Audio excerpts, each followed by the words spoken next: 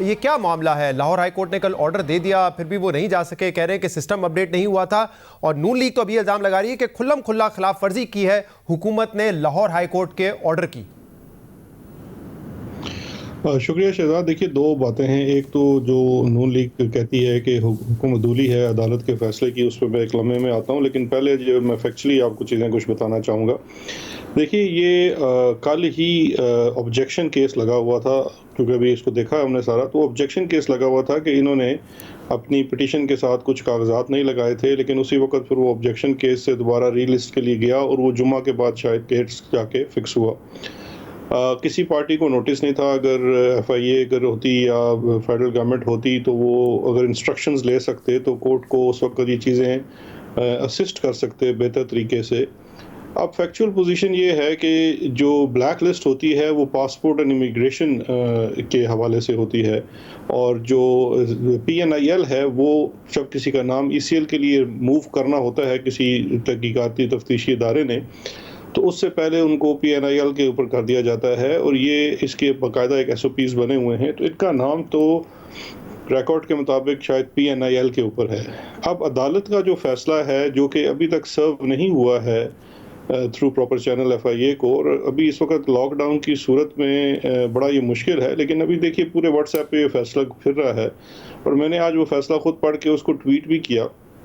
अब देखिए, उस फैसले के अंदर जो हुक्म है वो ये है, अगर मुझे आप इजाज़त दें तो मैं सिर्फ उसकी एक लाइन पढ़ देता हूँ।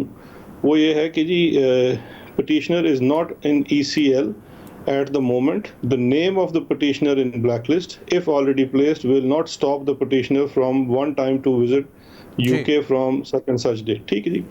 अब मसला ये है कि अब उन्होंने कहा है कि ईसीएल में तो चूँकि नाम अभी नहीं है रिकॉर्ड के मुताबिक, और वो भी कोई ऑथेंटिक बात अदालत में तो नहीं हुई, क्योंकि अभी वो उस तरह से नोटिस नहीं हुआ था। बहरकैफ ब्लैक लिस्ट का कहा गया। अब मसला ये है कि इनका नाम तो पीएनआईएल में है। अब पीएनआईएल से मुतल्लिका तो कोई हुक्म नहीं है अदालत का, एक चीज़ तो ये है। तो अब उसको कैसे निकाला जाए, ये दूसरी बात आ जाएगी। और इस पे हुकूमत के भी, क्योंकि इसमें तो बाकी चीज़ें तो इदारों की होंगी, नैब की होगी, एफआईए की होगी, लेकिन वफाकी हुकूमत के भी तहफ़्फ़ुज़ात हैं कि देखिए इनके मामले में बड़े सीरियस कंसर्न्स हैं। ये एक केस में ज़मानती हैं अपने भाई के, जिनकी वापसी के लिए ये एज अ गारंटर काम कर रहे हैं, और वो आज तक वापस नहीं आए। सही, मैं इस इशू पे आता हूं, लेकिन जरा मुझे इसके फैक्ट्स बता दीजिएगा। आपने कहा शायद इनका नाम पीएनआईएल पर है, शायद है या सर्टेनली से आप कह रहे हैं कि है उनका नाम? देखिए, मैं तो कोई लीगल अथॉरिटी नहीं हूं, लेकिन जहां तक मेरी इतला है कि इनका नाम पीएनआईएल पे है, और पीएनआईएल की वजह से ये अब चूंकि वो ऑर्डर नहीं है, तो अब जाहिर बात है जो उसका कोर्ट का फर्स्ट वर्किंग डे होगा। और कब से है शहजाद अकबर साहब इनका नाम पीएनआईएल पर? ये जो अभी देखिए मरियम कह रही थी कि अभी शायद डाल दिया गया है, ऐसी बात नहीं है। पीएनआईएल की रिक्वेस्ट जो है वो दो मुख्तलिफ केसेस में नैब की तरफ से पहले से आई हुई है, और अभी की बात नहीं है, काफ़ी अर्से पहले की आई हुई है। लेकिन पीएनआईएल में तो नाम 30 दिन तक रह सकता है, और उसके बाद वो मजीद एक्सटेंड किया जा सकता है 30 दिन के लिए। तो कितना पहले से हो सकता है शहबाज शरीफ साहब का नाम? ये देखिए, तो रिकॉर्ड देखना पड़ेगा कितने पहले से है, लेकिन अभी जो रिकॉर्ड है, क्योंकि देखिए जब ये एयरपोर्ट के ऊपर गए हैं तो वहाँ पे एयरपोर्ट के सिस्टम ने वाजे किया है कि इनका नाम पीएनआईएल के ऊपर है, यानी कि सिस्टम के अंदर तो इनका नाम पीएनआईएल के अंदर मौजूद है।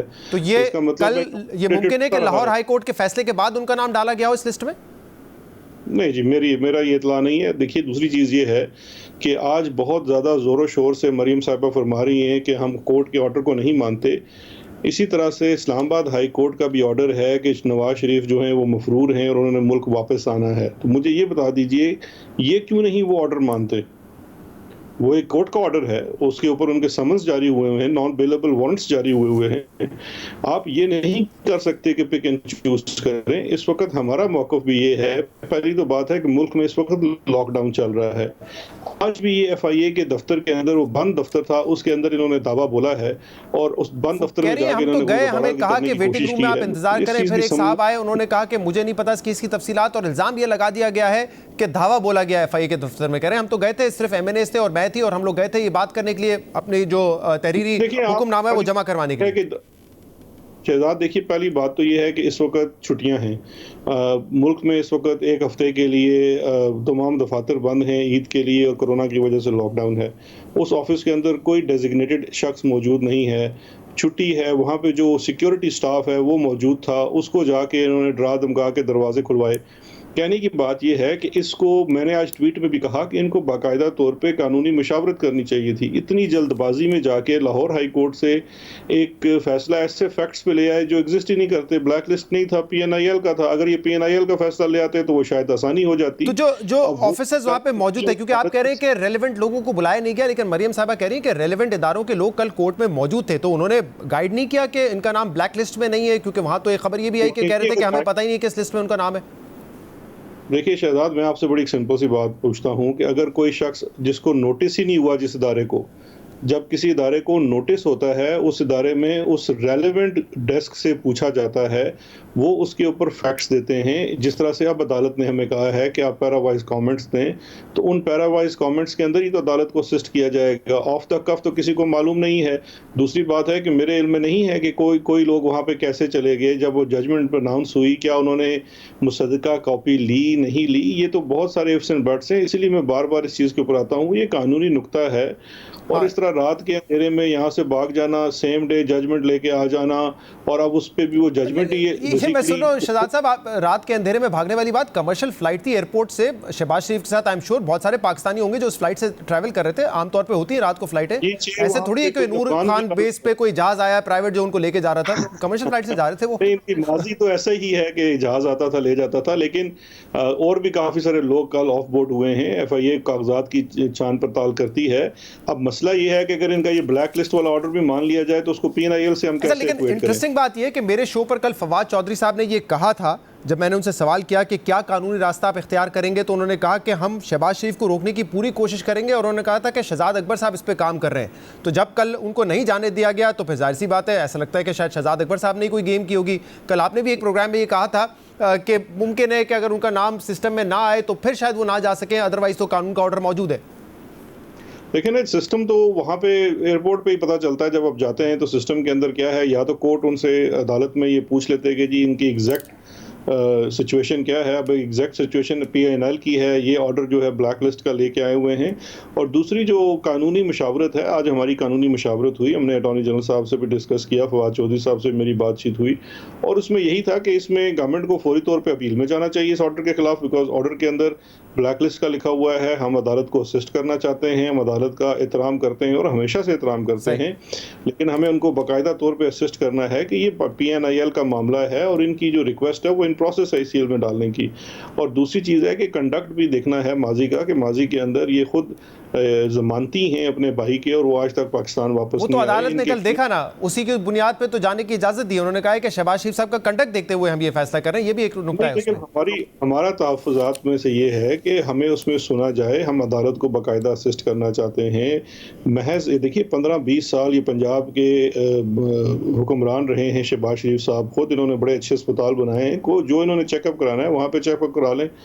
तो अच्छा, ये तो शहजाद साहब ये बात बताइएगा कि अब मामला क्या है। आज तो बाकायदा उन्होंने दरख्वास्त दी है, डीजी एफआईए को भी दी है, डीजी एफआईए को भी दी है, और उन्होंने इंटीरियर मिनिस्ट्री को भी दी है। अब ये मामला ईद के बाद ही सेटल होगा या उससे पहले इम्कान है कि शहबाज शरीफ जा सकेंगे, क्योंकि लाहौर हाई कोर्ट का ऑर्डर मौजूद है? देखिए, मैं खुद इस वक्त घर बैठा स्काइप के ऊपर आपको इंटरव्यू दे रहा हूँ। तमाम लोग अपने घरों में हैं, दफातर तमाम बंद हैं। मुझे नहीं पता ये अता तारड़ और मरियम औरंगज़ेब साहिबा किन लोगों को जाके दरखास्तें देती हैं। बंद दफ्तरों के अंदर दरखास्तें फेंक के आ रहे हैं। ये इस तरह थोड़ा ही होता है मामला कि आप छुट्टियों वाले दिन जाके, जिस वक्त दफातर बंद हैं, लॉकडाउन है, ईद की छुट्टियाँ हैं, कोरोना का इशू है, आप बंद दफातरों में जा जाके दरखास्तें फेंकें और कहें जी कि हमने तो दरखास्त दे दी और हमने कर दिया। लेकिन आप लोग फैसले से खुश नहीं, आप लोग इस बात से भी खुश नहीं कि शहबाज शरीफ बाहर जा रहे हैं, तो फिर उनका नाम ICL पर डाल देती वफाकी काबीना, लेकिन अनफॉर्चुनेटली वो आपने किया नहीं है। और वफाकी काबीना उनका नाम बिल्कुल ICL पे डालेगी जब उसकी रिक्वेस्ट प्रोसेस होके आ जाएगी। PNR पे नाम डालने का मकसद ये होता है कि पहले उस पे नाम आता है और फिर उसके बाद उसको डाल दिया जाता है। कल आपने कहा ना, आपने ये बात कही कि नैब ने किसी किस्म की दरख्वास्त नहीं दी है उनका नाम ICL पर डालने की। तो जो नैब केस फाइट कर रही है उनका एसिड बियॉन्ड मेंस का जो कि लगा हुआ है इस वक्त, उस पर नैब ने अभी तक दरख्वास्त नहीं दी है, तो फिर आपको किस बात की जल्दी है?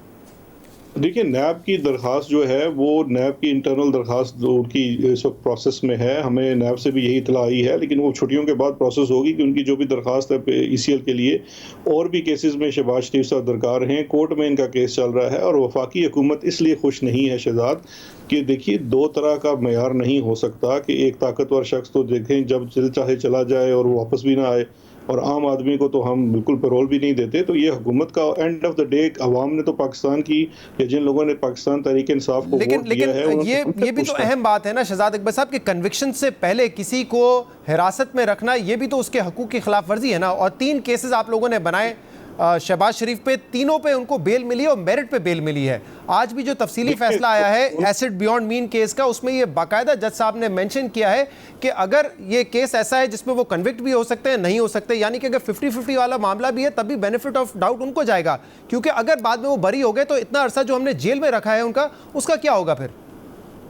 देखिए, ये तो बिल्कुल बात जो जहां तक बेल का मामला है, bail is a separate case. Bail और पाकिस्तान से बाहर ना जा देना दोनों मुख्तलिफ चीज़ें हैं। बेल एक ऐसी स्वाबदीद है अदालत की, जो बेल बिल्कुल वो अदालत दे सकती है, मेरिट के बगैर भी दे सकती है। देखिए, एक ही केस के अंदर 2 मुख्तलिफ फैसले आ जाते हैं। हमजा शहबाज की बेल हार्डशिप ग्राउंड के ऊपर होती है, मेरिट के ऊपर सुप्रीम कोर्ट सख्त नहीं हो सकती। सिमिलर फैक्ट्स हैं, सेम केस है। शहबाज शरीफ साहब की बेल दूसरी चीज़ पे हो जाती है। और ऑफ कोर्स मैं समझता हूँ, मैंने भी पूरा फैसला वो पढ़ा नहीं है, मैं चाहूँगा कि मैं कल आपसे इस पर तफसील से बात करूँ। लेकिन जो उसको मैंने सरसरी देखा है, वो दोनों फैसलों में कुछ आपस में कॉन्ट्राडिक्शंस भी हैं, और नैब को इस चीज़ को चैलेंज करना चाहिए सुपीरियर कोर्ट में, क्योंकि ये बड़ा कंटेस्टेड केस था। और फिर दूसरी चीज़ है कि जब इस लास्ट गिरफ्तारी इसी केस के अंदर शहबाज शरीफ साहब की हुई थी, तो लाहौर हाई कोर्ट के हुक्म से ही वो कैंसिलेशन ऑफ बेल हुई थी। तो इसलिए ये तमाम चीज़ों को एक उस कॉन्टेक्स्ट में देखने की ज़रूरत है। और दूसरी चीज़ ये है कि अगर आप मुल्क से बाहर चले जाते हैं 8 हफ्तों के लिए, तो मुझे ये बताइए कि आपने किसी को यहाँ पे अपना प्लीडर भी मुकर्रर नहीं किया, मुकदमा आगे कैसे चलेगा? बिकॉज देखिए, हम भी ये चाहते हैं अगर आपने कोई गुनाह नहीं किया और आप इसमें बिल्कुल बेगुनाह हैं, तो जल्द अज जल्द मुकदमे का खात्मा होना चाहिए। शहजाद अकबर साहब, जो तफसीली फैसला आया, क्योंकि ये वो केस है जिस पर आप कई मरतबा आके प्रेस कॉन्फ्रेंस कर चुके हैं, बात कर चुके हैं, और आपने कहा था ओपन एंड शट केस है, इसमें विटनेसेस भी हैं और जो मनी ट्रेल है, जो सारा रिकॉर्ड है, बैंकिंग रिकॉर्ड, वो भी सामने मौजूद है। लेकिन इस केस का मैं आखिरी पैराग्राफ जो सबसे अहम है वो पढ़ के आपको सुना देता हूं, क्योंकि इसमें वो कह रहे हैं कि कोई बात एस्टैब्लिश नहीं हुई। इसमें ये कहा हुआ है कि in the absence of any property purchased or owned in the personal name of the petitioner, and in the absence of direct proof that is his family members were his dependents or vice versa, and in the absence of direct proof that the money came through FTTs यानी कि fake TTs in his account as some crime proceed or money laundering, we cannot accept the prosecution case as a gospel truth। मतलब बेनामीदार साबित नहीं हुआ, fake टीटीज Shahbaz शरीफ के account में नहीं आई, assets उनके नाम पे नहीं है, जो फैमिली मेंबर्स हैं वो उनके डिपेंडेंट है, ये साबित नहीं हुआ, कुछ भी साबित नहीं हुआ, कोर्ट कह रहा है। थोड़ा सा रुक जाइए। इस केस में 70-80 से ज्यादा गवाह हैं, अभी 12 गवाह गुजरे हैं, तो क्या 12 गवाहों के ऊपर कोई चीज साबित हो जाएगी? अब 12 गवाहों के ऊपर तो कोई केस में चीज तब साबित होती है जब तमाम गवाहान गुजर जाते हैं। इस फैसले के जो नुकात आप पढ़ रहे हैं वो बड़े कुछ कॉन्ट्राडिक्शन में हैं, जो आईओ रिपोर्ट के अंदर चीज़ें हैं या इनके साथ जो डॉक्यूमेंट्स लगे हुए हैं। आप जिस तरह से एक चीज़ का मैं आपको हवाला दे देता हूँ, आप फरमा रहे हैं कि इनका कोई डायरेक्ट कनेक्शन साबित नहीं हुआ। FIR उनकी जो आईओ रिपोर्ट है उसके अंदर वाज़े तौर पर लिखा गया है कि इनकी जो दूसरी बेगम है तहमीना साहिबा, उन्हें प्रॉपर्टी खरीद के दी गई, उन्होंने अपने टैक्स डिक्लेरेशन में जाहिर किया कि मुझे अपने शोहर से गिफ्ट मिली है, और उसकी पेमेंट जो है वो नुसरत शहबाज साहबा के अकाउंट से की गई है। अब ये जो लिंक साबित हुआ है, इसको तो आपने एड्रेस नहीं किया इस फैसले के अंदर, तो मैं इसलिए कह रहा हूँ। अच्छा खासा पढ़ लिया फैसला वैसे आपने। बेल के अंदर एक बेल के अंदर फैसला आया है, अब उस फैसले को देखा जाएगा, उसके अंदर अपील भी की जाएगी, but this is a decision of bail. Bail के ऊपर chief justice of Pakistan Asif Saeed Khosa साहब की एक बड़ी डिटेल जजमेंट है, जिसके अंदर प्रिलिमिनरी स्टेज के ऊपर, मेरिट्स के ऊपर इस तरह के कमेंट्स जो हैं वो प्रेजुडिशियल करार दिए गए हैं। ऑनरेबल सुप्रीम कोर्ट, वो तो हर फैसले में लिखा होता है ना कि इसका ऑब्वियसली ये बेल का जो जजमेंट है वो असरअंदाज नहीं होगा, ये तो एक एस्टैब्लिश्ड फैक्ट है ना शहजाद अकबर साहब। है हाई कोर्ट से, देखिए जो हाई कोर्ट से सुपीरियर विजडम है सुप्रीम कोर्ट ऑफ पाकिस्तान की, और सुप्रीम कोर्ट ने कहा हुआ है अपने फैसलों में कि बेल के अंदर मेरिट के ऊपर प्रिलिमिनरी स्टेज के ऊपर इस किस्म के फैसले देना जो है वो प्रेजुडिशियल होता है उस केस के ऊपर। तो ये चीजें तमाम हैं, इसके ऊपर नैब को मैं समझता हूँ अपील करनी चाहिए। बाकी इस फैसले के अंदर और भी जो कॉन्ट्रडिक्शंस हैं वो भी इंशाल्लाह हम उनको सामने रखेंगे। और मैंने जो बात कही थी शहजाद के इसके अंदर कितने सबूत हैं, वो 54 वॉल्यूम के एविडेंस हैं, उनकी सूरत में मौजूद हैं। वो अताउल्लाह तारड़ या मरियम औरंगजेब के बार बार कहने से जुटलाए नहीं जा सकते। वो रोज़ रोज़ की तरह कहने की बात नहीं, अब तो ये जो 3 मेंबर कोर्ट था उसने ये कहा है कि उनके सामने जो इस वक्त केस उनके सामने अब तक जो आया उसमें उन्होंने कहा है कि कुछ स्टैब्लिश नहीं हुआ, ना बेनामीदार वाला बात स्टैब्लिश कर सकी है प्रोसिक्यूशन, ना बेल के अंदर क्या कह सकते हैं शहजाद? देखिए, मैं मेरिट पर बेल है ना। और ये समझने से कासिर हूं कि किसी भी बेल ऑर्डर के अंदर ये डिटर्मिनेशन कैसे की जा सकती है, जबकि सुप्रीम कोर्ट ऑफ पाकिस्तान ये कह चुकी है डिटर्मिनेशन तो फिर डिटर्मिनेशन तो प्रेस कॉन्फ्रेंस में भी नहीं की जा सकती ना बैठ के, या जो केस बनाया है प्रोसिक्यूशन ने उस पर भी नहीं की जा सकती ना, फैसला तो जजेस नहीं कर रहे हैं ना आखिर में। देखिए, मैं वही तो आपसे अर्ज करना चाह रहा हूं, हमारे जो ये बहन भाई हैं मुस्लिम लीग नून वाले, इनकी पिक एंड चूज की पॉलिसी है, ये पिक एंड चूज करते हैं। ठीक है, मैं उस वक्त बिल्कुल खत्म हो गया है। बहुत बहुत शुक्रिया शहजाद अकबर साहब हमारे साथ मौजूद